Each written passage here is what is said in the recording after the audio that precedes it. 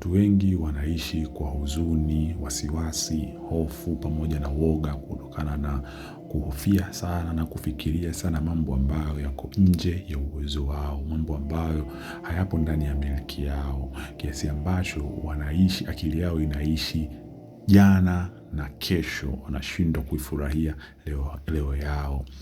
Unakuta mtu anahofia sana kuumwa, lakini anasahau kama yeye ana afya njema, anaamka akiwa salama kila siku, anashindwa kushukuru, anashindwa kujifurahia kwa afya yake, anashindwa kukumbuka kama yeye ni mzima kati ya watu ambao wanaumwa. Akili yake inastiki kwamba anaogopa asiumwe. Kwa hiyo anashindwa kabisa kuilinda afya yake. Mwisho wa siku anachokihofia kinakuja kumpata zaidi. Maana yake anakuja anaumwa. Kwa hiyo anakipoteza kile ambacho alichokuwa nacho kwa kuhofia kile ambacho hana. Nakuta mtu mwingine anahofia kufa, anahofia kifo, kiasi ambacho anashindwa kupata usingizi, anashindwa kuwa na utulivu, anashindwa kufurahia maisha yake ya sasa hivi. Kifo kipo, hakikwepeki. Kila siku watu wanakufa. Hakuna ambaye ataweza kuzuia kifo, lakini unatakiwa muda uliopewa ni muda mzuri wewe kufanya toba, kusamehe, kuishi vizuri, kuishi maisha yako, usijilinganishe na watu. Furahia kila sekunde unayoipata kwa sababu ni baraka. Unatakiwa ufurahie kila nyakati uliokuwa nayo, kwa sababu bahati uliokuwa nayo ni kwamba bado una muda wa kufanya chochote unachokihitaji, kwa sababu bado upo hai, unapumua na uko salama. Kwa hiyo usihofie kifo, bali jipange kwa ajili ya kuacha alama, jipange kwa maisha baada ya kifo, jipange kuacha familia yako vizuri, kuacha jina lako vizuri. Maana yake unapotoka umefurahia maisha yako, na unapokwenda unaenda sehemu salama. Maana yake kabla hujafika muda wako wa mauti, hakikisha unafurahia maisha yako. Maisha ni mafupi, ila unatakiwa uyafurahie, usiyakatishe kwa kuhofia sana.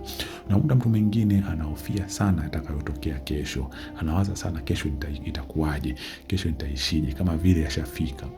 Unakuta mtu hisia zimekwama kwa matukio yaliyopita, aliwahi kuumizwa, aliwahi kumtokea mambo ambayo hayawahi kufanywa huko nyuma, hasamei, haachilii, kashikilia machungu muda wote, anashindwa kuwa na furaha kwa sababu mambo yaliyotokea nyuma.